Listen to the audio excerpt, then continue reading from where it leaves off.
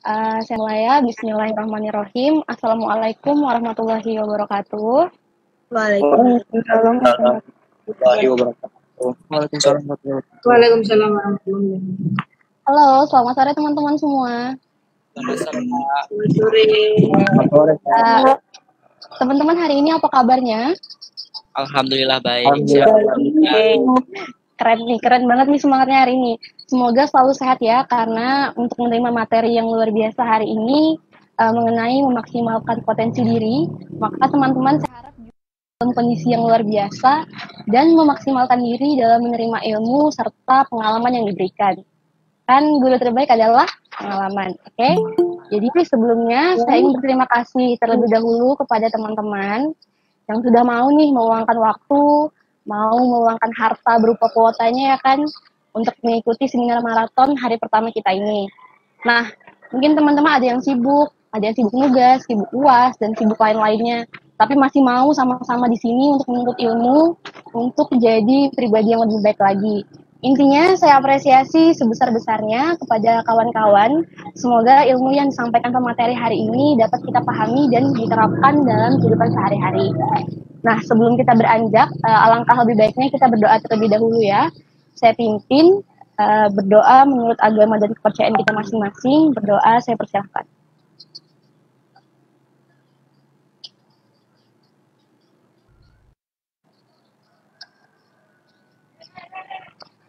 Oke, berdoa dapat diakhiri. Jadi, kita kenalan dulu ya, supaya tambah sayang nih. Ya. Perkenalkan, saya Wenda Safitri, biasa dipanggil Wenda. Jadi saya dari Fakultas Kedokteran Universitas Mula Warman. Mungkin kalau teman-teman ada yang nggak tahu Universitas Mula Warman di mana, Universitas Mula Warman itu adanya di Samarinda, Provinsi Kalimantan Timur. Salam kenal ya teman-teman. Salam kenal juga Kak dari Politeknik Negeri Pontianak. Oke, seperti yang teman-teman tahu nih, di pamflet-pamflet kan kalau misalnya seminar maraton kita tanggal 11 Juli sampai 16 Juli ini dilaksanakan oleh Lingkar Cendekia. Nah, saya ingin sedikit membahas mengenai apa sih Lingkar Cendekia. Mungkin banyak nih teman-teman yang masih asing sama frasa Lingkar Cendekia. Nah, jadi teman-teman, Lingkar Cendekia itu adalah suatu komunitas berskala nasional di bidang penalaran yang prestatif. Jadi, misalnya nih, teman-teman punya suatu kegiatan di kampus atau di sekolahnya dan butuh narasumber yang berhubungan dengan bidang penalaran, misalnya seperti cara menulis karya tulis ilmiah atau menulis esai dan lain-lainnya yang berhubungan dengan bidang penalaran tadi. Bisa banget teman-teman untuk menghubungi Lingkar Cendekia dengan follow di Instagramnya Lingkar Cendekia @lingkar_cendekia. Bisa banget nih teman-teman follow sekarang. Nah, di Instagramnya itu selain untuk kita menjalin kerjasama, juga banyak nih info mengenai misalnya tips and trick menulis esai, menulis KTI, terus ada info mengenai seminar dan lain-lain. Jadi berguna banget teman-teman kalau follow Instagramnya Lingkar Cendekia. Oke ya, jangan lupa di follow ya teman-teman. Oke, sebelum kenalan sama pemateri kita yang kece hari ini, saya akan memberitahukan terlebih dahulu susunan acara dan juga rules kita pada seminar sore ini. Jadi, susunan acaranya pertama adalah pembukaan yang tadi, kemudian penyampaian materi oleh pemateri kita, yang ketiga sesi tanya jawab, dan yang terakhir penutup. Rules kita hari ini, yang pertama, peserta diharapkan fokus dan mengikuti seminar dengan tertib. Yang kedua, peserta yang tidak berkepentingan untuk berbicara, saya minta tolong dengan sangat, mikrofonnya bisa di-mute, agar tidak mengganggu jalannya seminar hari ini ya. Oke, teman-teman diharapkan juga menyimak materi dengan seksama, tapi ya tetap santai lah ya, biar nggak tegang. Boleh banget kalau teman-teman mau sambil nyemil, tapi jangan sampai mengganggu jalannya seminar hari ini ya. Kita relax aja. Oke. Yang keempat, mengenai sesi tanya jawab. Jadi nanti teman-teman yang di Google Meet dan teman-teman yang di live Facebook punya kesempatan yang sama untuk bertanya. Jadi nanti pertanyaannya itu disampaikan lewat grup Telegram yang tadi ya, yang saya bagikan link-linknya. Nah, nanti ada 2 sesi tanya jawab, 1 sesi ada 3 penanya. Cepat-cepatan ya teman-teman. Nanti mungkin detail bagaimana cara menanyanya akan saya jelaskan ketika kita masuk ke sesi tanya jawab. Oke, selanjutnya saya akan membacakan CV atau kurikulum vitae dari pemateri kita yang luar biasa hari ini ya. Saya bacakan terlebih dahulu. Nama, kurikulum vitae, nama Muhammad Ananta Buana Burhan, tempat tanggal lahir PK Bata 23 Februari 2000, alamat asal Kompleks Perumahan Lutang, Kabupaten Majene, Sulawesi Barat, alamat rantau di Perumahan Dosen Universitas Muawarman Sempaja, Kota Samarinda, Kalimantan Timur. Asal instansi dari Universitas Muawarman, jurusannya jurusan kedokteran. Sosial media atau Instagramnya bisa di-follow nih, @anantabuana. Riwayat penghargaan dan prestasi dari pemateri kita yang pertama, sebagai mahasiswa berprestasi utama Universitas Muawarman tahun 2020. Yang kedua, delegasi Forum Internasional SDG Youth Action Forum tahun 2018. Yang ketiga, finalis ONIPA Biologi tingkat regional wilayah 12 Kalimantan tahun 2019. Yang keempat, peringkat 4 lomba presentasi esai se Kalimantan Timur dan Kalimantan Utara yang dilakukan oleh Balai Bahasa Kaltim tahun 2019. Kemudian juara 1 Muawarman Medical Olympiad tahun 2019 sebagai penerima beasiswa unggulan Kemendikbud tahun 2019.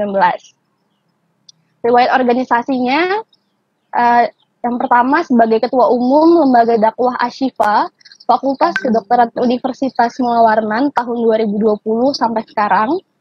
Kemudian sebagai Ketua Umum Medical Student Community of Sulawesi Barat tahun 2019 sampai sekarang. Sebagai Pengurus Nasional Lingkar Cendekia dari tahun 2020 sampai sekarang. Sebagai pengurus Lembaga Dakwah Kampus Pusdima Universitas Muawarman tahun 2020 sampai sekarang. Sebagai Ketua Departemen Ikatan Keluarga Mahasiswa Mandar Samarinda tahun 2019 sampai sekarang. Oke, riwayat narasumber yang pertama. Sebagai pembicara di beasiswa unggulan School Sulawesi Barat tahun 2020. Yang kedua, IKAMA Sulawesi Barat Road to School Sulawesi Barat tahun 2020. Yang ketiga, World Children's Day tahun 2018. Yang keempat, Sharing Time with Mapres Unmul tahun 2020. Yang kelima, kajian online mewujudkan masyarakat sehat melalui lingkungan sehat tahun 2020. Yang keenam, Kampus Terbaik Versi Allah tahun 2020. Yang ketujuh, Plague of COVID-19 Outbreak tahun 2020. Yang ke-8 ada apa dengan COVID-19 tahun 2020. Dan yang terakhir ada Psikologi Corner COVID-19 tahun 2020. Nah, itu tadi adalah kurikulum vitae dari pemateri kita. Keren banget kan ya prestasi dari pemateri kita hari ini. Nah, langsung aja ya kita panggil pemateri kita yang penuh prestasi. Silakan Kak Ananta untuk menyampaikan materi mengenai memaksimalkan potensi diri sore hari ini. Teman-teman mohon disimak ya. Oke, terima kasih Kak Winda. Assalamualaikum warahmatullahi wabarakatuh. Waalaikumsalam warahmatullahi wabarakatuh. Selamat sore semuanya, teman-teman sekalian. Saya rasa ini seluruh Indonesia ya. Iya. Ya. Oke, alhamdulillahirobbilalamin. Kita harus senantiasa puji syukur kehadirat Allah Subhanahu wa taala ya. Karena telah melimpahkan kesehatan ya yang utama di tengah pandemi ini sehingga kita masih bisa bertatap muka. Tak lupa kita kirimkan salam dan salawat kepada Nabiullah Muhammad SAW sebagai suri teladan bagi seluruh umat manusia. Ya teman-teman sekalian, mungkin langsung saja saya akan share screen ya. Santai saja menerima materinya. Semoga saya bisa membawakan materinya dengan baik dan mudah dicerna oleh teman-teman sekalian. Ini sudah kelihatan kah Halo? Sudah kelihatan. Sudah, Oke. Kak. Ya, tadi saya Sudah, sudah Kak. diperkenalkan oleh Kak Wenda dari kurikulum PT saya ya. Saya lebih akrab disapa Ananta. Ini nama lengkap saya cukup panjang, tidak ada disingkat. Jadi kalau ujian nasional kemarin itu sangat capek menulis atau melingkari ya. Kemudian saya angkatan 2018 di Fakultas Kedokteran Universitas Mula Warman. Dan kemarin alhamdulillah dianugerahi sebagai mahasiswa berprestasi utama Universitas Mula Warman. Insya Allah sekarang lagi bersaing di Filma Presnas ya, jadi mahasiswa berprestasi tingkat nasional. Doakan semoga saya bisa ke tahap final. Oke, ya ini prestasi-prestasi yang mendukung saya menjadi Mapres kemarin. Ya langsung saja, ini riwayat organisasi saya sudah disebutkan tadi.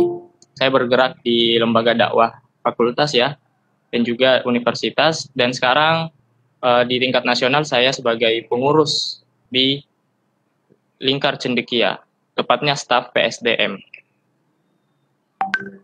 Ya, saya juga merupakan penerima beasiswa unggulan Kemendikbud Republik Indonesia tahun 2019 dan sebagai inisiator dan ketua dari SDGs Village Project ya. Jadi saya alumni Youth Action Forum yang keluarannya itu harus membuat suatu project Sustainable Development Goals ya.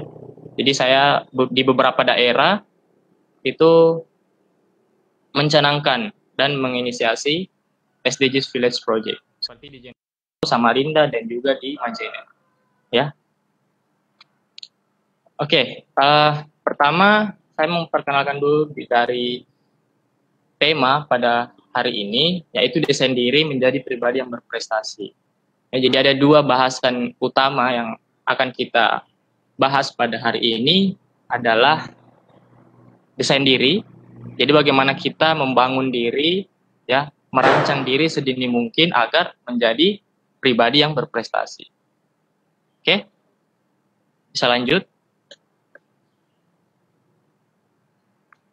Ya, seorang yang berprestasi tentunya memiliki sifat kepemimpinan dalam dirinya.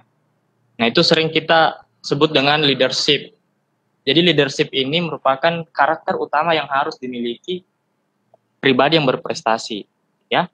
Nah, saya coba untuk memperhatikan, ya. Ini ada beberapa suku kata lead, R, and ship. Nah, lead itu merupakan aksi dari tindakan kita, ya, dari karakter leadership itu, lead itu sebagai aksinya. R itu adalah subjek, ya, diri kita sendiri. Kemudian ship itu adalah prosesnya. Bagaimana perjalanan kita dalam menempuh sebuah kehidupan, ya. Nanti saya akan lebih fokus ke subjek karena tema kita tentang desain diri, seperti itu. Ya, saya harapkan dari penyampaian materi ini kita bisa mengubah pola pikir, mengubah perilaku menjadi pribadi yang berprestasi. Oke, next. Ada 3 hal utama yang perlu teman-teman semua ketahui. Ada komponen dalam diri kita yang hendaknya harus selalu dijaga dan dilatih agar memancarkan sinar sebagai pribadi yang lebih baik. Apa itu? Saya singkat menjadi 3H ya. 3H ini nanti berfungsi bagi kita dalam mendesain diri kita sendiri. Apa 3H itu? Yang pertama head, kemudian kedua heart, kemudian yang ketiga hands ya. Head kepala, heart hati, ketiga hands itu tangan ya. Jadi nanti akan saling berkorelasi antara heart, head, heart, dan hands. Nah, kemudian kenapa harus 3 ini? Karena ketiga ini mempunyai potensi yang sangat besar yang bisa kita manfaatkan agar bisa menyebarkan kebermanfaatan bagi orang lain. Nah, sebenarnya kita adalah satu kesatuan yang utuh sebagai manusia. Ya.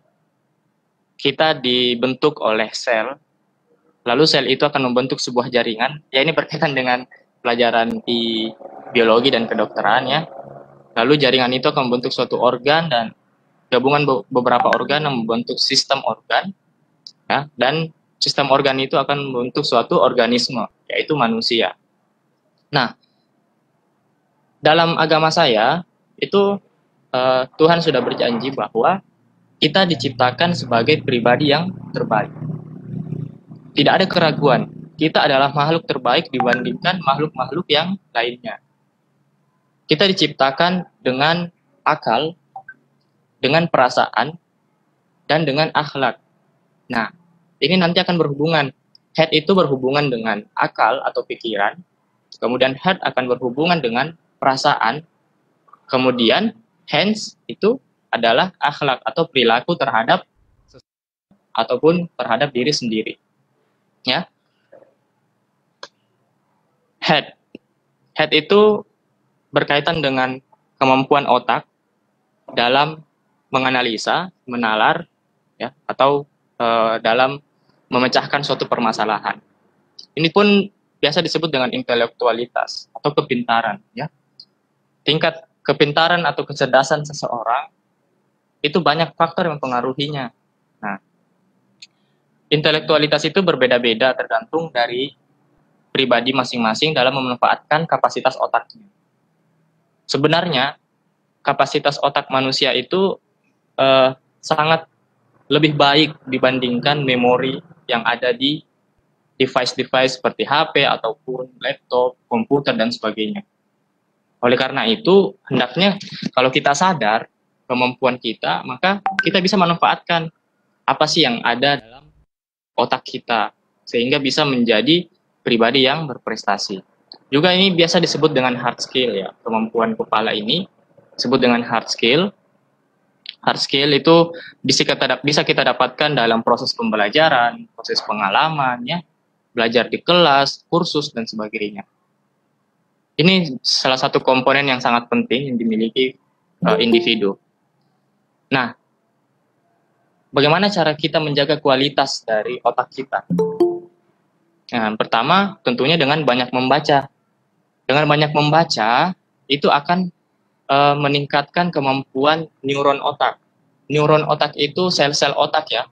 Sel-sel otak itu dengan kita terus memberikan stimulus kepada otak dengan cara banyak membaca, melihat, mendengar, atau yang lain, ya, itu pertumbuhannya sangat cepat dan terhubungnya juga akan lebih luas antara itu, sehingga memori kita menjadi lebih banyak. Nah, itu. Kemudian yang kedua, makan bergizi. Nah, pribadi yang berprestasi bukan hanya terkait dengan kepintaran, tapi bagaimana kita merawat potensi yang ada. Dalam hal ini merawat kepala atau otak. Ya, makan bergizi yang banyak mengandung omega dan protein. Fungsinya ini untuk meningkatkan kapasitas penyimpanan otak. Kemudian yang ketiga adalah olahraga. Ya, ciri-ciri orang yang tidak produktif yaitu dia mudah letih, lesu, loyo, rebahan, dan malas-malasan. Nah, itu mungkin karena dia kurang olahraga, ya. Ya kadang juga saya merasakan hal ini. Namun saya harus sadar kalau kita tidak olahraga, aliran darah ke otak itu akan berkurang sehingga menyebabkan yang namanya mengantuk, ya, tidak semangat, ya, dan sebagainya. Kemudian yang keempat, lakukan sesuatu yang berkesan. Artinya pengalaman itu sebagai guru yang terbaik. Buatlah sesuatu yang memang diri ini mampu mengingatnya. Misalnya, dalam kita belajar menghadapi ujian, perlu menyesuaikan gaya belajar yang sesuai dengan kemampuan kita. Jangan mengikuti gaya belajar orang lain, belum tentu itu cocok dengan kita. Oke? Nah, ini gambaran otak, ya. Dan Allah itu sudah menciptakan otak kita sedemikian rupa dan sudah dibagi-bagi. Ada yang berfungsi sebagai visual, ya. Jadi apa yang diterima mata itu akan disimpan di situ. Kemudian ada yang berfungsi sebagai pengecap lidah, ada yang berfungsi sebagai area berbicara, ya. ada yang berfungsi sebagai auditory atau pendengaran, nah gitu. Ada yang berfungsi sebagai motorik, ada yang berfungsi sebagai perabaan atau sensori. Nah, kemudian otak itu juga ada daerah yang mengontrol emosi, namanya sistem limbik gitu. Jadi, kemampuan otak manusia itu sangat kompleks. Kalau kita tidak memanfaatkan potensi kepala ini, maka banyak yang tertinggal ya. Oleh karena itu, pribadi yang berprestasi mampu memaksimalkan potensi yang ada di kepala. Ya, saya istilahkan kepala ya, karena tadi pakai istilah 3H. Ya. Kemudian ini ada area motorik, area sensorik. Intinya sangat kompleks lah. Kita harus banyak bersyukur kepada Tuhan yang Maha Esa ya, karena telah menciptakan kita dengan sebaik-baik bentuk dan sebaik-baik tugas serta rupa. Nah, ini apa sih potensi yang bisa dimanfaatkan dari kepala ini? Nah, jadi yang pertama dari kemampuan tadi otak menerima auditory, kemudian melihat ya, itu bisa kita menjadi komunikator yang sifatnya komprehensif. Kemudian kita bisa public speaking ya, tapi ini perlu latihan ya. Kemudian thinking creator atau pembuat ide, ini yang sangat dibutuhkan di abad ke-21 ini, karena orang yang beraktivitas atau dalam sebuah tim itu perlu ada pemikir. Nah, perlu ada pembuat ide. Kalau tidak ada itu, maka tidak jadilah sesuatu. Gitu. Kemudian critical thinking, ini yang sangat ditekankan juga sekarang, kemampuan menganalisa kita terhadap suatu permasalahan. Nanti dari critical thinking itu akan timbul sebuah inovasi-inovasi atau sebuah problem solving. Kemudian selanjutnya adalah spesialis. Nah, ini dari kemampuan otak ini, kalau kita memanfaatkannya dengan baik dalam satu bidang tertentu, maka kita akan bisa menguasai satu bidang itu, menjadi seseorang yang spesialis di bidang itu. Misalnya, kalau saya nanti kalau saya fokus di bagian kebidanan atau kandungan, mungkin saya bisa jadi spesialis kandungan, dan sebagainya ya. Dan otak itu harus diisi dengan ilmu. Ilmu itu ibarat air yang mengalir dari tempat tinggi yang kerendah. Jadi, sebaiknya penuntut ilmu itu mengedepankan sifat tawadu, artinya merendah, agar ilmu itu bisa mengalir masuk ke otaknya dengan lancar, ya. Jadi, kedepankan sikap tawadu dan rendah hati. Kemudian potensi yang kedua adalah heart. Heart itu berkaitan dengan pribadi, berkaitan dengan keyakinan, ya. Kemudian di sini ada komponen penting dari heart itu. Pertama adalah spiritual. Kenapa saya nomor satukan spiritual? Karena hati itu tempatnya iman, tempatnya kepercayaan. Ya. Apa yang ada di hati, maka itu yang kita percayai. Seperti itu. Iman dan takwa tentunya. Kemudian soft skill. Soft skill itu adalah karakter. Ya. Orang yang memiliki karakter yang baik tentu akan memiliki hati yang baik pula. Karena dari keimanan yang tinggi akan menghasilkan sebuah karakter yang mulia. Nah, dan soft skill itu banyak macamnya. Ada misalnya bijaksana, ya, ada adil, kemudian peduli terhadap sesama, banyak macamnya. Dan kita harus menjadikan soft skill itu sebagai karakter dominan kita, didampingi oleh hard skill tadi. Ya. Jadi soft skill is the winning character. Artinya seseorang yang ingin sukses atau berprestasi hendaknya mengasah terus soft skill-nya, ya, karena dia sebagai the winning character. Kemudian yang ketiga adalah emosional. Emosional itu juga ya bisa berasal dari hati. Tentunya contohnya adalah sifat empati yang sangat diperlukan bagi kita generasi muda, ya, dalam kita berkehidupan sosial perlu ada empati. Kalau tidak ada empati, maka semuanya akan jadi acuh tak acuh. Nah, kemudian prestasi itu timbul bisa karena empati. Misalnya, kita membantu sesama yang kesusahan. Nah, itu termasuk prestasi. Jadi jangan memaknai prestasi itu dengan sempit ya, tapi maknai prestasi itu secara luas. Membantu sesama pun itu termasuk prestasi. Kemudian mentality.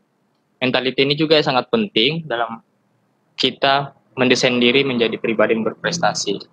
Ya, saya tulis di sini self leadership. Nah, self leadership ini kemampuan diri dalam memimpin. Ya, entah itu memimpin diri sendiri ataupun memimpin komunitas atau orang lain. Nah, dengan mental yang kuat itu juga akan mempengaruhi fisik. Nah, mental itu akan mempengaruhi fisik. Begitu pula sebaliknya.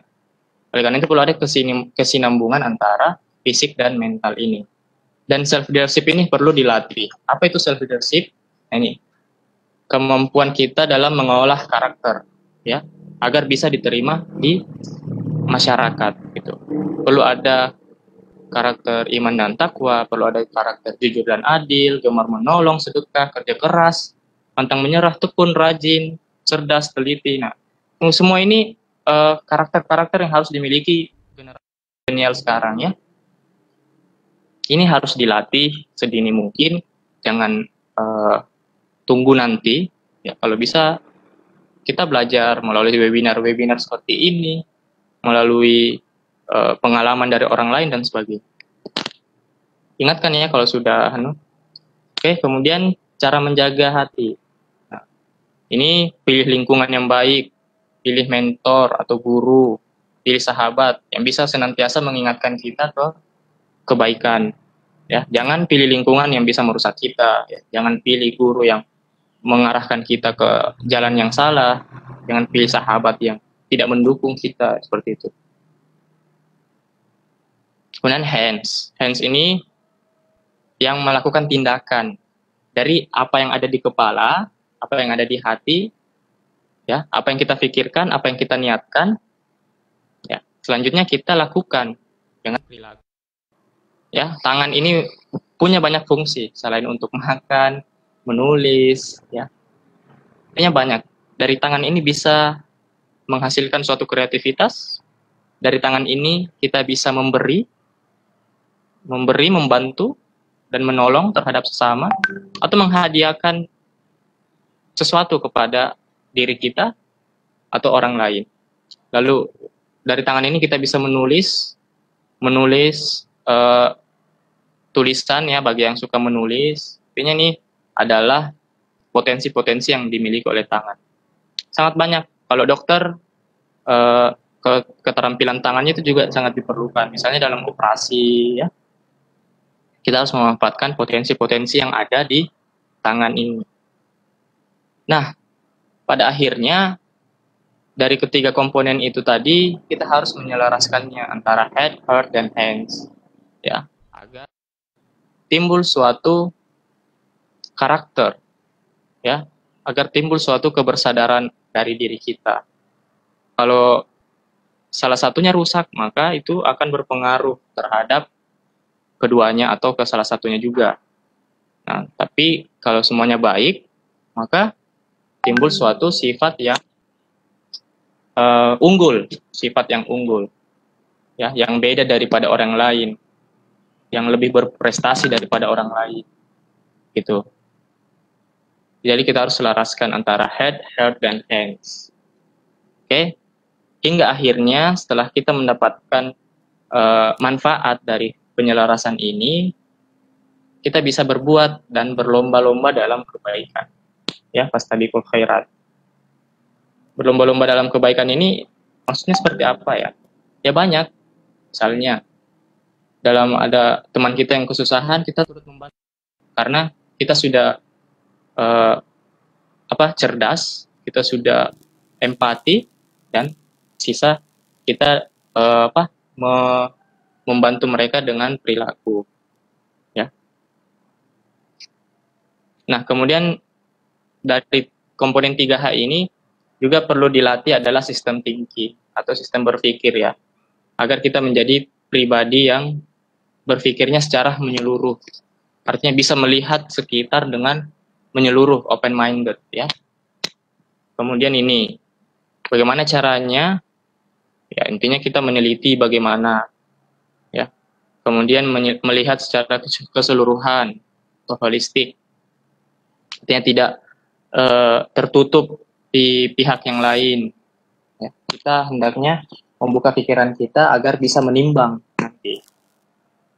Kemudian mengenali bahwa struktur berpengaruh pada performance. Ya. Nah, cara mengembangkan sistem thinking ini, kita harus mengedepankan dan melatih kemampuan mendengar kita. Ya, ada 4 level mendengar. Pertama, downloading, ya, yang kita menerima semua informasi, menyerap semua informasi. Kemudian faktual, mencoba mencari fakta, ya, dengan cara meminta pandangan dari orang lain, ya, berdebat dengan orang lain dan sebagainya. Kemudian empati. Nah, empati ini kita sudah mampu merasakan kesusahan dari orang lain dan kita mampu berdialog. Lalu generatif, ya, kita sudah menimbulkan suatu tindakan yang kreatif. Nah, oleh karena itu kita harus open mind, membuka otak, membuka pikiran, open heart, membuka hati, dan open will, artinya tangan atau tindakan perilaku yang bisa kita lakukan. Ya, tentunya ini bisa kita dapatkan banyak manfaat jika kita open mind, open heart, dan open will. Ya. Nah, ini teori U yang harus kita jalani nantinya pada saat kita sudah terjun di suatu permasalahan. Jika ada suatu permasalahan, kita hendaknya bentuk U dalam memecahkan masalah itu. Jangan bentuk putar balik. Ya. Maksudnya apa? Dalam sebuah permasalahan, kita harus open mind, melihat secara keseluruhan, ya, kemudian ikut merasakan, ya, nanti akan timbul suatu langkah-langkah atau inovasi, dan nanti akan berkomunikasi secara bersama-sama, memecahkan masalah tersebut. Nah, jangan seperti ini, jangan, ini kelihatan kanunya, kursornya. Halo? Kelihatan, Kak. Oh iya. Kalau uter balik ini dia close mind, artinya dia dari awal sudah tidak menerima suatu pandangan, tidak menerima suatu pendapat, ya. Hingga nanti akhirnya dia close will dan close heart, menimbulkan suatu kebencian. Nah, ini yang dapat merusak nantinya. Oleh karena itu, sebagai pribadi yang unggul, hendaknya kita menerapkan teori U ini. Kita menyelami suatu permasalahan, jika kita ingin mengubah suatu masalah itu. Misalnya, saya ada kesulitan nih dalam belajar. Ya, kita harus selami, lihat secara keseluruhan apa sih yang menjadi penyebab saya malas belajar, kemudian ikut merasakan, siapkan langkah-langkah dan lakukan itu. Lakukan langkah-langkahnya, ya. Ya, ini, ya, ada beberapa tahap, ada observasi, ya. Apa yang terjadi, kenapa, ya. Kita melihat secara keseluruhan, ya. Kemudian prinsipalnya, kemudian muncul ide, hingga nanti eksperimen, artinya sudah melakukan tindakan, ya. Dan ini saya kutip dari Prof. Otto, salah satu senior lecturer dari MIT, yang dia juga penulis dari teori U itu, ya, bahwa sukses dari kepemimpinan di era 21 ini, di abad ke-21, itu ditentukan oleh kualitas dari intensi atau niat dan kualitas dari atensi atau perhatian dan kepedulian. Ya. Jadi ini yang penting, quality of intention dan quality of attention. Dan ini, ya, mungkin yang sering kali ikut seminar yang saya sebagai pemateri sudah hafal ini, agar menjadi pribadi yang berprestasi, hendaknya menerapkan resep ber 3x1 ini. karena saya orang kesehatan jadi pakai istilah seperti ini ya. Kita berkarya atau berpikir ya. Lalu dari karya itu kita menghasilkan sebuah prestasi. Setelah berprestasi diharapkan mampu menebarkan kebermanfaatan terhadap sesama, terhadap orang tua, lingkungan, teman-teman ya, dan terutama bagi bangsa Indonesia. Ya, kemudian jangan lupakan yang lain, berusaha, berdoa dan berserah diri kepada Yang Maha Kuasa. Karena kalau kita sudah berusaha berdoa, hasilnya ditentukan oleh Yang Maha Kuasa. Hendaknya kita berserah diri. Kalau kita sudah melakukan ini semuanya, insya Allah maka kita akan menjadi pribadi yang unggul, pribadi yang berprestasi. Oke, mungkin itu saja pemaparan materi dari saya. Mungkin kita bisa lanjut ke sesi tanya jawab. Oke, saya serahkan kepada moderator, Kak Wenda. Oke, baik. Terima kasih Kak Ananta atas penyampaian materinya yang kece banget hari ini. Kasih plus lah buat Kak Ananta ya. Keren banget materinya, ada hubungannya juga sama kedokteran kan ya. Sedikit-sedikit kita belajar mengenai otak gitu kan. Iya. Sekarang saya buka sesi tanya jawab. Jadi saya jelaskan terlebih dahulu mekanismenya. Teman-teman yang ada di Google Meet juga ada di live Facebook bisa membuka grup Telegramnya. Jadi kalau mau bertanya silahkan kirim emoticon yang terserah deh unjuk tangan yang gimana, gini kek, intinya unjuk tangan. Nanti kalau misalnya saya persilakan, teman-teman boleh bertanya dengan format nama, strip, asal instansi, misalnya dari universitas mana, kemudian pertanyaannya apa. Diusahakan pertanyaannya juga singkat, padat, dan jelas ya. Saya buka sesi pertama yang terdiri dari 3 penanya tercepat. Silakan teman-teman bisa mengirimkan. Oke, sudah ada ya. Satu lagi teman-teman.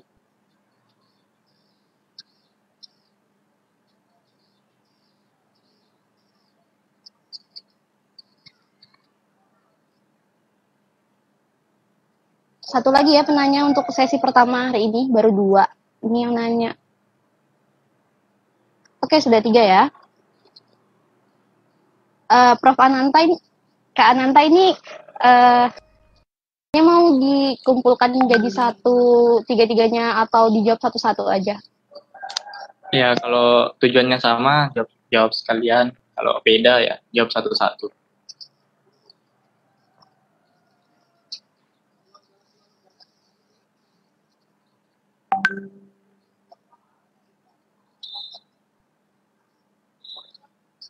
Sebentar ya, Kak.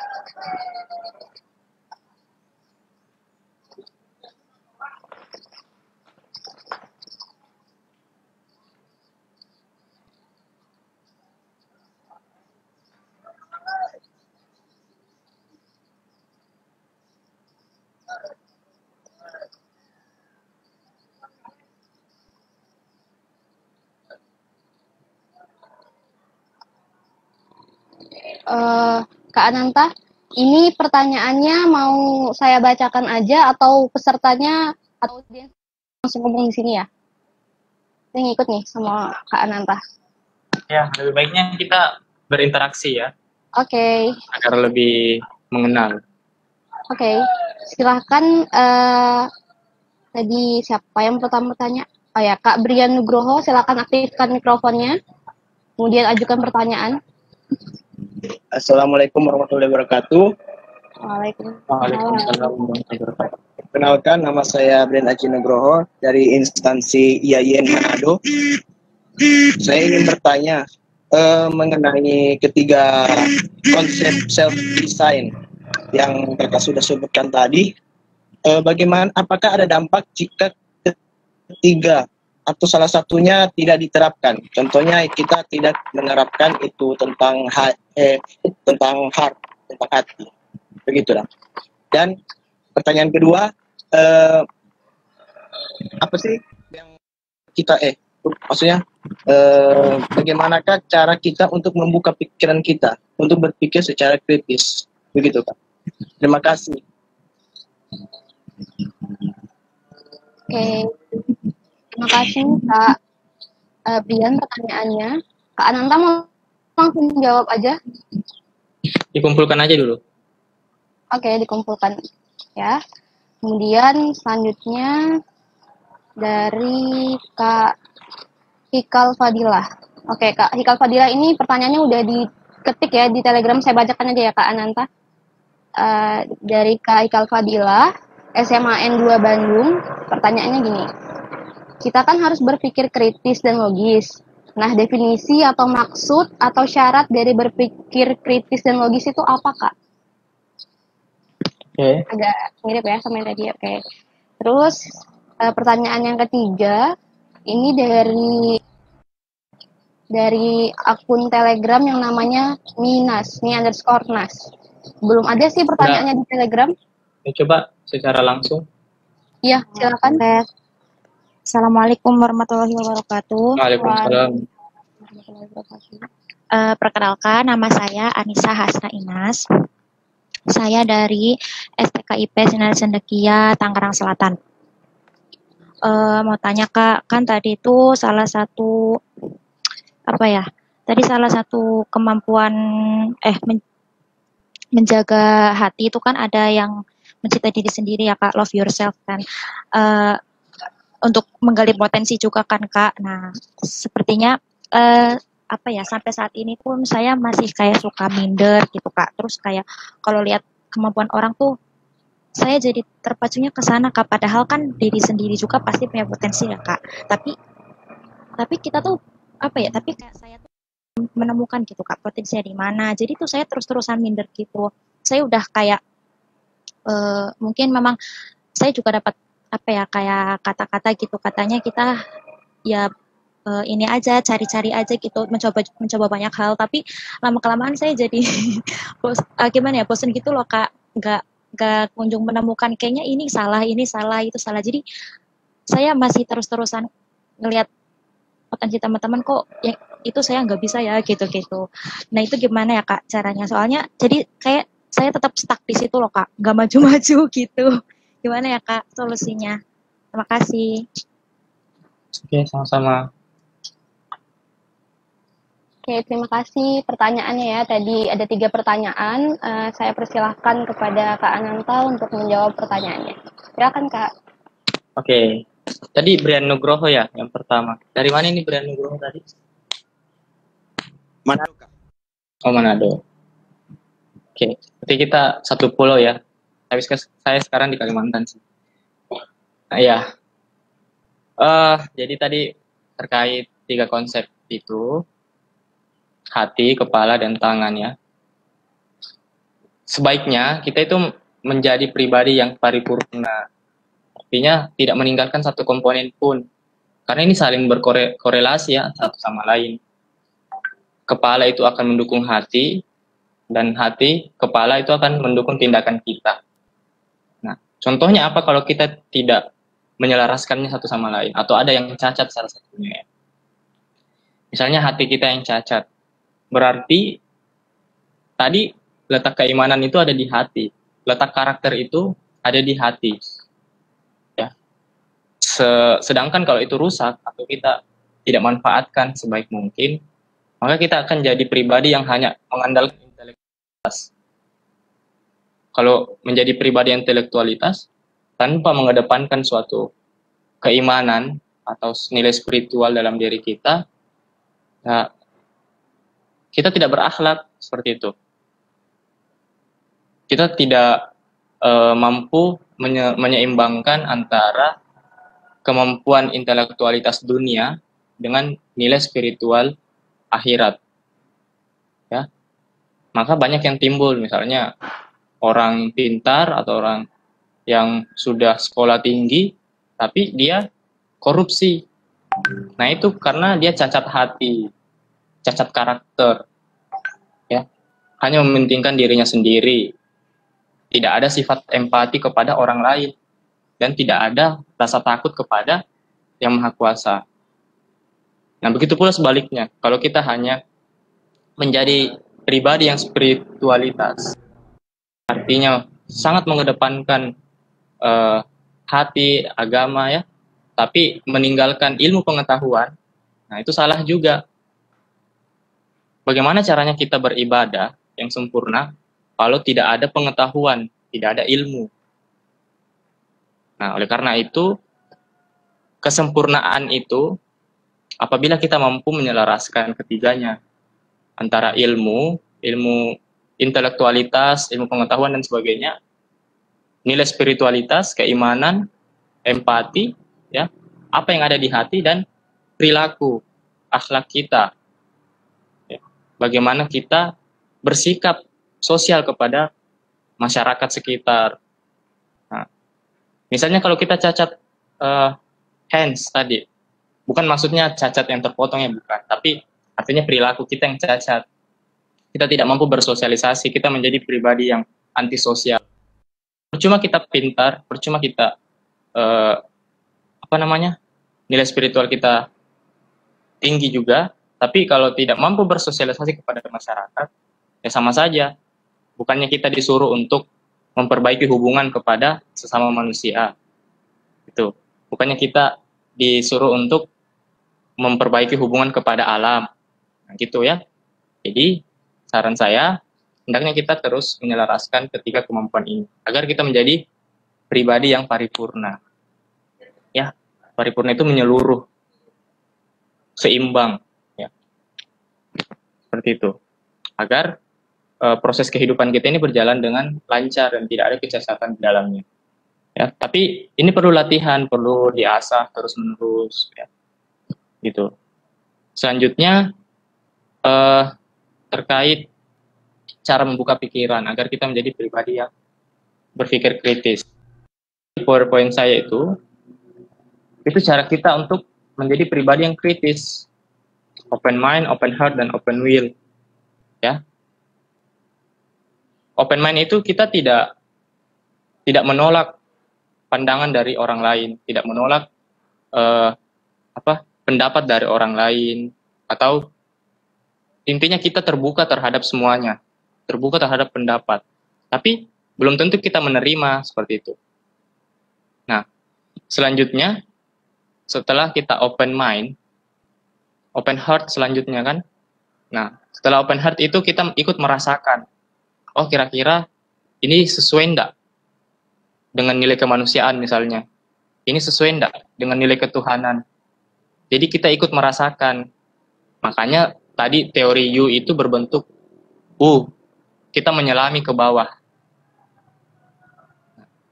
Itu berpikir kritis. Bukan hanya sekedar di ambang aja, tapi kita menyelam sampai ke bawah. Menyelam sampai ke dalam permasalahan itu. Ya. Kemudian kita muncul lagi di permukaan. Di ujung U yang satu kan, kita sudah menyelam, kita sudah temukan titik permasalahannya, kita sudah kritisi itu, lalu timbul langkah-langkah atau tindakan yang ingin kita laksanakan. Lalu kita muncul dengan ide-ide yang kreatif. Nah, itu bisa menimbulkan suatu inovasi nantinya. Yaitu cara untuk membuka pikiran, open mind, open heart, dan open will. Ya. Dan hendaknya kita tadi itu teori U menyelami sesuatu hingga kita tahu akar permasalahannya seperti apa. Kemudian pertanyaan kedua, logis dan berpikir. Jadi mungkin sama ya. Ya, agar kita bisa berpikir logis, itu tadi sama dengan berpikir kritis. Kalau logis, tentunya itu kita mampu mengolahnya dengan 5W1H. Apakah sudah memenuhi standar 5W1H? What, when, why, where, who, how, ya. Nah, itu ciri-ciri sesuatu yang logis. Lalu kita masukkan ke tindakan untuk berpikir kritis. Apakah ini benar-benar logis atau tidak? Karena itu maka perlu kita selami dalam-dalam. Oke. Selanjutnya, love yourself tadi ya, cara menjaga hati. Ya, cintai diri sendiri. Pilih dirimu menjadi yang terbaik. Nah, Tapi begini Kak, saya tidak tahu potensi diri saya, sehingga saya suka meniru orang lain. Saya suka membandingkan diri saya dengan orang lain, sehingga saya sering insecure gitu. Tidak mampu keluar dari zona nyaman. Suka minder, dan sebagainya. Ini pertanyaan yang paling sering yang saya dapatkan. Ya, kita itu, tadi yang saya bilang, punya potensi yang sudah dianugerahi sejak lahir. Tapi kita mungkin belum temukan itu, karena kita terlalu banyak membandingkan diri dengan orang lain. Sehingga waktu kita habis. Gitu ya. Kemudian, penyakit minder itu bukan penyakit turunan. Jadi bisa dihilangkan. Kalau kita terlalu melihat ke atas, tapi lupa ada yang di bawah kita, yaitu sama dengan kita menghabiskan waktu dengan hal yang sia-sia. Gitu. Jadi, berhenti membanding. Ya, maafkan masa lalu, ya, dan bergerak ke depan. Jadi, jangan terus membandingkan, karena itu akan menghabiskan waktu. Maafkan masa lalumu, kalau misalnya masa lalumu tidak berkembang atau tidak berprestasi, itu masa lalu. Kita bisa ubah.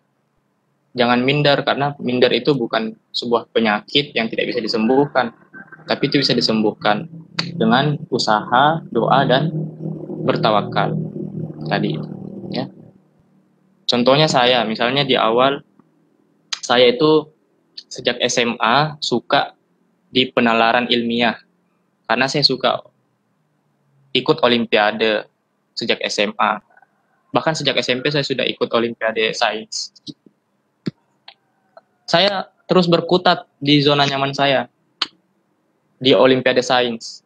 Sehingga pengetahuan saya tentang, misalnya menulis esai atau karya tulis, itu kurang. Mulai dari SMP sampai SMA. Karena saya hanya berkutat mengerjakan soal di belakang meja dan kursi.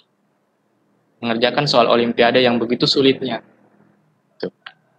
Akhirnya saya semenjak masuk kuliah, banyak yang saya ikuti, seminar-seminar, pelatihan tentang diri ya. Lalu saya sadar gitu, kalau saya di zona nyaman dan tidak mau beranjak dari sini, maka saya akan kurang pengetahuannya, kurang implementasi yang bisa saya bisa terapkan di masyarakat, gitu.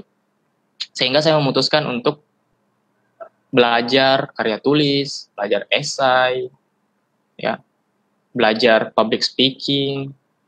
Nah, akhirnya dengan kemauan untuk keluar dari zona nyaman itu dan kemauan untuk belajar dengan sungguh-sungguh, ya saya bisa meraih prestasi-prestasi di bidang karya tulis, di bidang esai. Nah, itu yang saya baru dapatkan di perkuliahan. Ya. Jadi selama SMP, SMA itu saya di zona nyaman terus. Akhirnya saya memutuskan untuk berani keluar dari zona nyaman, belajar terus-menerus dengan sungguh-sungguh. Ya, akhirnya saya dapatkan hasilnya sekarang. Ya, walaupun bukan prestasi yang sangat tinggi ya, tapi ya cukup bisa saya syukuri dan banggakan kepada, terutama kepada keluarga dan orang tua saya. Oke? Itu tuh. Gimana, Ben? Oke, Kak Ananta, sudah ya. Terima kasih kepada Kak Ananta atas jawaban pertanyaan tadi. Jawabannya keren banget ya, teman-teman. Jawabannya disertai dengan pengalaman langsung dari Kak Ananta. Yang saya sudah bilang kan tadi sebelumnya, kalau pengalaman adalah guru terbaik kita. Oke. Selanjutnya saya buka sesi kedua. Silahkan yang ingin bertanya, emotikonnya dikirim. Wow. Oke. Sudah ada 3 penanya ya. Jadi yang pertama, ini sudah ada pertanyaannya. Oke. Dari Destamu. Cepat ya pertanyaannya. Oke Kak, sabar Kak. Saya bacakan ya Kak. Kalau secara langsung nggak bisa ya? Oh ya, dia udah ngetik sih, tapi nggak Oh coba ya. saya. Udah diketik semua. Udah saya bacakan aja ya, kasihan udah ngetik soalnya. Yang pertama, ini dari Destamu, dia ada 3 pertanyaan nih, Kak. Dia tanya, Wow. Kak, aku kadang kurang percaya diri dan saat sudah percaya diri untuk menyampaikan sesuatu tiba-tiba lupa, bahkan bisa keringat dingin. Nah, bagaimana cara untuk mengatasi dan bagaimana cara untuk tetap percaya diri dengan apa yang sudah disiapkan? Itu yang pertama. Yang kedua, apa sih yang harus ditanamkan dalam diri agar mampu berprestasi? Dan yang ketiga, kenapa sih orang suka deg-degan? Terus cara mengatasinya bagaimana, Kak? Itu pertanyaan dari Destamu ya. Kemudian yang kedua, dari banyak sekali ya. Dari Apriliawati. Apriliawati, apakah ingin langsung ngomong di sini? Ya, silakan. Kak, dengar nggak udah suaranya? Ya, dengar. Dengar. Baik, perkenalkan saya Apriliawati dari Universitas Jambi. Kepada Kak Ananta, saya mau bertanya nih. Kan tidak semua kegiatan untuk berprestasi menjadi diri yang baik itu dilakukan sendiri. Terkadang kan kita berorganisasi, membentuk suatu kegiatan itu kan butuh kolaborasi. Kadang tuh tidak semua orang itu di manage-nya itu mudah. Kadang kita harus menjadi leadernya itu sangat susah. Jadi bagaimana tipsnya agar kita bisa menularkan apa yang mau kita sampaikan dengan baik dan bisa mengajak seperti itu, Kak. Tidak memaksa tapi mengajak, kan kita tidak bisa memaksa seseorang itu harus mengikuti jalannya kita. Baik, terima kasih.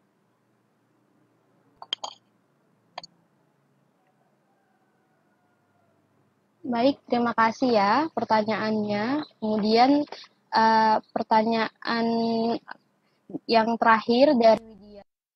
Jadi saya bacakan aja ya, Kak. Oke. Atau Widyanya mau ngomong? Kayaknya enggak ya. Saya bacakan aja. Jadi Widya Tri Apsari dari SMAN 1 Kuta Selatan menyelaraskan 3H tadi akan menimbulkan mindfulness. Nah, bisa dijelaskan Kakak bagaimana mindfulness itu? Oke, itu Kak. Mungkin bisa diulangi nggak? Tadi agak terputus sedikit. Oke, tadi katanya Widya, tadi kan dikatakan ketika kita telah menyelaraskan 3H tadi, maka akan muncul yang namanya mindfulness, ya Kak? Jadi si Widya minta jelaskan bagaimana sih Kak mindfulness itu? Oke. Oke, terima kasih 3 pertanyaannya. Silakan Kak Ananta untuk menjawab pertanyaannya. Oke. Ya. Jadi terkait pertanyaan yang pertama dari siapa tadi? Saya lama tidak melatih otak ini, jadi lupa. Dari Desta. Oh iya. Tapi kok putus-putus ya? Iya. Putus-putus kayak ini? Enggak ya? Enggak kok Kak. Ya, terkait percaya diri dan deg-degan itu, saya sebenarnya juga sebelum menjadi Mapres ini sering sering deg-degan juga kalau mau presentasi dan sebagainya. Itu hal yang wajar. Karena dalam ilmu kedokteran juga itu kita pelajari bagaimana nervous itu timbul. Ya, itu hal yang normal dalam tubuh. Tapi di sini dilihat dari kemampuan masing-masing individu mengendalikan nervousnya itu. Ya, banyak hal yang bisa kita lakukan. Ya, tips-tipsnya ya tentu banyak belajar membaca bagaimana cara mengendalikan nervousnya. Karena saya begitu juga. Kemudian banyak melihat cara seseorang melakukan presentasi dengan baik, cara menyampaikan sesuatu dengan baik, gestur tubuh, mimik muka, ya itu kita bisa pelajari, kita bisa lihat dari orang lain. Kemudian latih diri untuk berbicara, ya, latih vokal A, I, U, E, O, dan sebagainya. Latih depan cermin atau di HP itu jangan hanya digunakan untuk berkaca ya. Ini yang perempuan biasa ya. Jadi gunakan kalau mau presentasi. Ya ada aplikasi Zoom kan, bisa sendiri masuk. Jadi presentasi sendiri-sendiri dalam andaikan ada audiens seperti itu. Kalau secara langsung ya persiapkan hamin berapa kita latihan berbicara di depan cermin. Kalau bisa audiensnya boneka, anggap itu orang, manusia dan sebagainya. Ya gitu, saya gitu sih. Karena terkait nervous itu bagaimana cara kita mengendalikannya itu tergantung dari pengalaman. Kalau kita semakin sering misalnya mengisi materi-materi seperti ini, ya itu akan tereduksi sendiri rasa gugup dan nervousnya, ya. Dan banyak tips-tips, misalnya minum air putih sebelum presentasi. Kemudian kalau mau presentasi jangan lihat matanya secara langsung agar tidak gugup. Ya untung ini secara virtual, jadi saya hanya lihat gambar. Tapi ada orang juga kritik kalau dia mau presentasi secara virtual seperti ini. Itu dari dirinya tidak pernah melatih dan tidak mau untuk belajar dari kesalahan yang lalu. Saya yakin itu bisa diobati dengan kebiasaan. Kemudian pertanyaan kedua tadi, apa yang harus ditanamkan ya untuk apa tadi Wen? Untuk menjadi pribadi, apa yang harus ditanamkan dalam berkompetisi ya? Apa? Iya, tadi dari Aprilia Wati kan? Bukan, masih ada pertanyaan dari. Oh, yang kedua. Tadi ada 3 pertanyaannya. Kok saya juga lupa ya? Bentar ya. Ya, benar-benar yang harus ditanamkan. Yang harus ditanamkan dalam diri agar berprestasi. Dalam pribadi yang berprestasi. Agar mampu berprestasi. Agar mampu berprestasi. Ya, misalnya nih, kita menghadapi suatu kompetisi. Ya. Misalnya kita kompetisi esai. Yang pertama harus kita lakukan adalah kuatkan niat. Kuatkan dan luruskan niat. Nah, niat itu menjadi titik awal kita berproses. Ya. Niat akan memicu semangat. Niat yang salah justru akan mengarahkan kita ke arah yang salah. Nah, ini contohnya, niatnya mau hanya mendapatkan pujian. Ya tentu kita akan mendapatkan pujian. Setelah itu tidak ada lagi. Tuh. Kalau niat kita tulus, karena misalnya niatnya karena ingin mendapatkan ridho dari Allah dan niat ingin membahagiakan kedua orang tua, ya tentunya kita akan mendapatkan itu juga. Nah, kadar niat itu akan mempengaruhi motivasi seseorang. Ya, jadi perbaiki niatmu dari awal. Kemudian fokus pada hal-hal besar. Jadi buat target yang besar. Oh, saya ikut lomba ini, targetnya mau juara ini. Misalnya juara 1 ya, target yang besar. Ya. Dari niat ada target. Karena niat tanpa target itu ibarat kita memanah tanpa tujuan. Jadi tidak ada target di depan kita, jadi kita panahnya ke sembarang arah. Pasti tidak akan kena. Gitu. Lalu setelah ada fokus pada hal yang besar, tentukan langkah-langkah, step by step. Oh, kompetisinya tinggal 1 minggu lagi nih. Berarti hari H-7 saya harus mempersiapkan judul yang sesuai dengan tema. Intinya langkah-langkah untuk mencapai target yang besar itu. Jadi target itu disebut dengan visi, langkah-langkah itu disebut dengan misi, ya. Jadi sudah ada 3 tips, visi dan misi. Nah, setelah itu jangan pesimis, optimis, ya. Jangan lihat ke kelebihan orang lain, tapi percaya pada kelebihan dirimu sendiri, ya, pada saat berkompetisi. Karena kalau kita lihat kelebihan orang lain pada saat berkompetisi, itu justru akan menurunkan mental kita. menurunkan semangat kita. Jadi fokus saja pada tujuan awalmu mau apa. Fokus saja pada niatmu mau apa ya. Dan tentunya barengi dengan berikhtiar, berdoa dan bertawakal. Insya Allah akan menjadi pribadi yang berprestasi. Gitu. Oke. Apalagi terus menularkan kebaikan dengan kebaikan dan tidak memaksa dengan apa yang kita kehendaki ya. Seperti itu. Iya Kak, lebih ke leadership kalau kita lagi berorganisasi. Berorganisasi ya. Oke. Nah, misalnya kita sebagai ketua, kemampuan leadership ini sangat diperlukan. Nah, tadi ada tuh akar katanya lead, R, dan shift ya. Ada aksinya, ada dari kepribadian kita, dan ada perjalanannya. Seperti itu. Jadi, awal berorganisasi kita harus menyamakan pandangan kita, visi misi kita apa. Karena kalau ada perbedaan, ya wajar sih kalau ada perbedaan. Tapi kalau terlalu signifikan perbedaannya dalam satu organisasi antar anggota, justru itu akan menimbulkan suatu perselisihan yang hebat biasanya. Ya. Bahkan bisa menjadi masalah yang berat. Karena itu, kita sebagai ketua hendaknya punya kemampuan untuk kritis terhadap anggota kita, paham kepribadian masing-masing anggota, ya.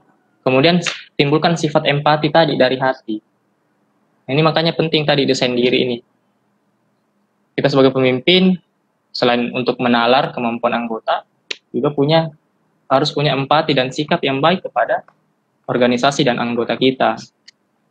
Nah, kalau kita sudah bersikap baik dan berperilaku yang baik kepada teman kita ya, hendaknya kita mengajaknya dengan cara yang halus, cara yang lembut, yang bisa diterima.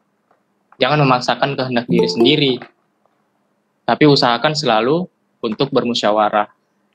Karena kalau kita bermusyawarah, ada yang salah ya bukan hanya kita yang kena kan, tapi kita sama. Jadi kedepankan nilai kekeluargaan dalam memimpin suatu organisasi. Nah, kalaupun kita berbeda pendapat, ya ini kemampuan hati lagi dilatih di situ. Emosional kita dilatih, mental kita dilatih.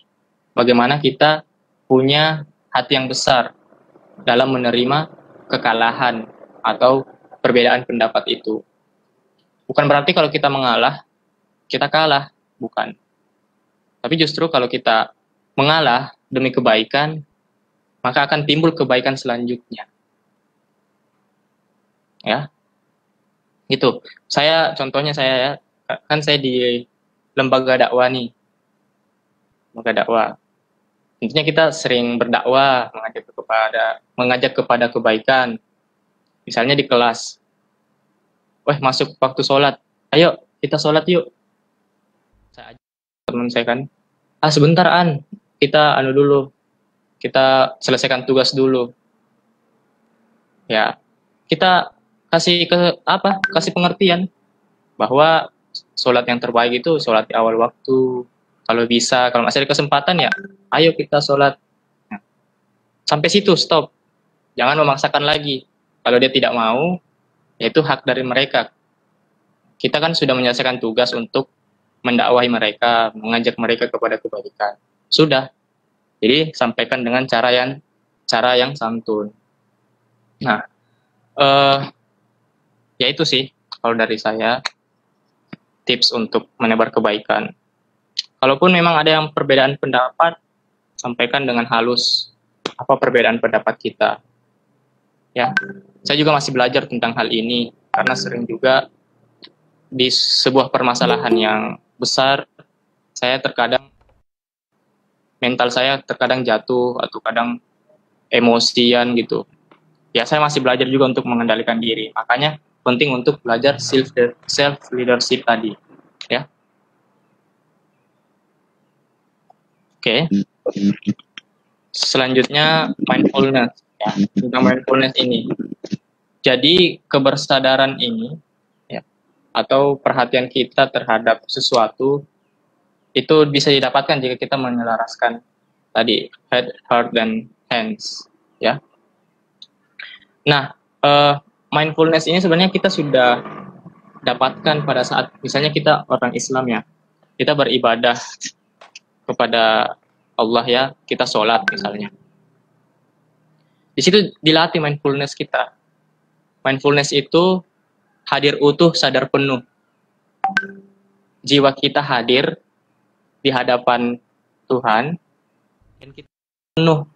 Kita sedang menjalankan kewajiban. Ya.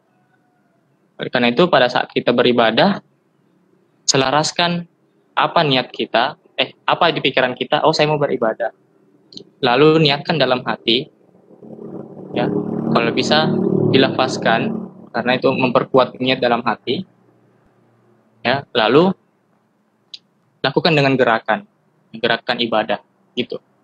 Jadi kita sebenarnya setiap hari sudah melakukan mindfulness, melatih kebersadaran, melatih kepedulian, ya, melatih awareness kita. Jadi sebenarnya kita di agama lain pun seperti itu. Kalau mau beribadah pasti hadir penuh, sadar utuh ya.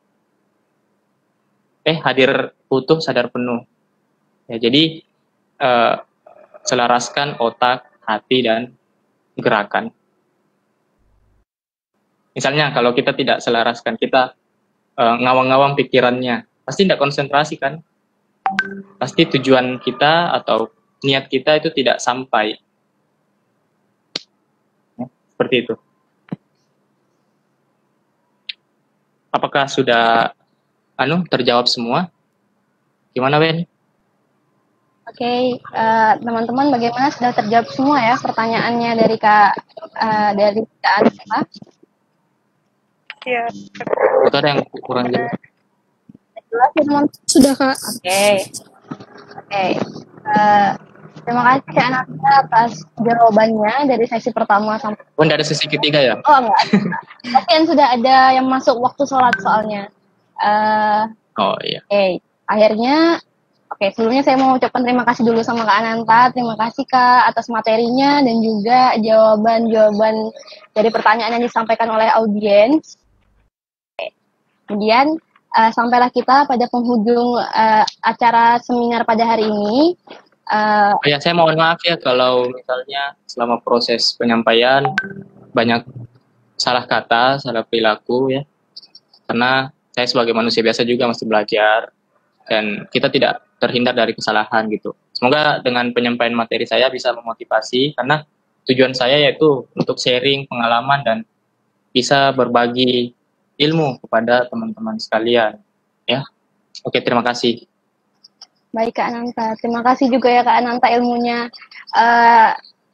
Jadi tadi udah dibahas ya teman-teman mengenai ada frasa dari leadership, ada 3H self design, kemudian ada thinking system, kemudian ada level of listening, ada U theory, dan juga yang terakhir tadi yang paling biasanya sering muncul nih kalau Kak Ananta melakukan seminar itu ada 3 resep katanya. Ya, jangan lupa itu ya. Itu paling penting ya teman-teman, berkarya, berprestasi, kemudian bermanfaat, dan jangan lupa 3 ber yang lainnya, yaitu berusaha, berdoa, dan berserah diri atau bertawakal. Keren banget pokoknya materi yang disampaikan Kak Ananta. Keren banget materi dan pematerinya ya. Semoga semua yang disampaikan oleh pemateri kita dapat teman-teman pahami, dapat juga diaplikasikan ke kehidupan sehari-hari. Bisa ya teman-teman ya. Semangat terus dalam menuntut ilmunya, apapun kondisinya saat ini, misalnya karena pandemi atau banyak tugas. Semoga tidak menyurutkan semangat kita untuk terus menuntut ilmu lewat media apapun. Oh ya, setelah ini jangan ada yang live di grup Telegram dulu ya teman-teman, karena nanti hasil notulensi dan juga sertifikatnya akan dibagikan di grup tersebut. Mungkin kita foto bersama kan ya, Wen? Foto bersama? Boleh. Kalau bisa aktifkan kameranya, teman-teman. Boleh. Kalau bisa aktifkan kameranya, silakan. Ini bentar ya.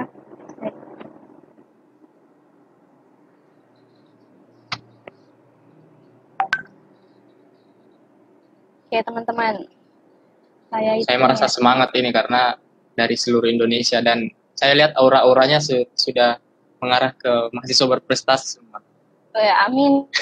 Amin, amin. Amin.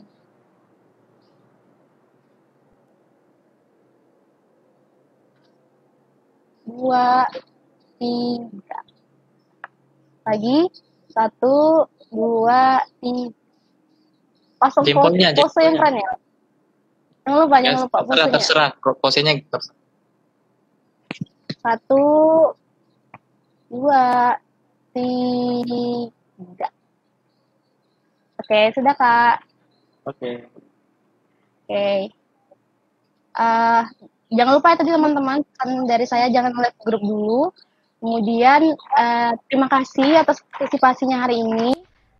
Sebagai moderator undur diri dan mohon maaf atas segala kekurangan yang perbuatan yang kurang berkenan di hati teman-teman. Saya tutup ya teman-teman dengan ucapan wabillahi taufiq wal hidayah. Wassalamualaikum warahmatullahi wabarakatuh. Waalaikumsalam. Oke, dadah semuanya. Dadah.